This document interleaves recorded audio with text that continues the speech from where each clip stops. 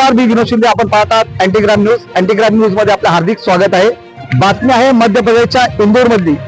इंदूर मध्ये खाकीवरती डाग लागले आहे. कारण या पोलिसांवरती आरोप आहे की त्यांनी वॉरंट बजावण्याच्या बहाण्याने गौरव जैन या व्यक्तीच्या घरी गेले, मास्टर चावीने त्यांचं घर खोललं, सीसीटीव्ही बंद केले आणि 22 तोळे सोनं त्यांनी लंपास केलं.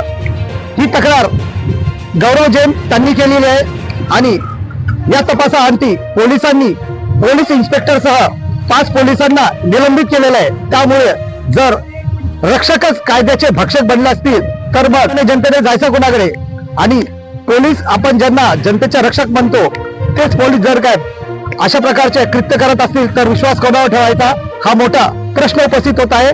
पहा हा संपूर्ण व्हिडिओ आणि मांडा या व्हिडिओ बद्दल तुमचे रोखठोक बेधडक मत. पहा अँटीग्राम न्यूज, गुन्ह्यांचा पर्दाफाश. मी विनोद शिंदे.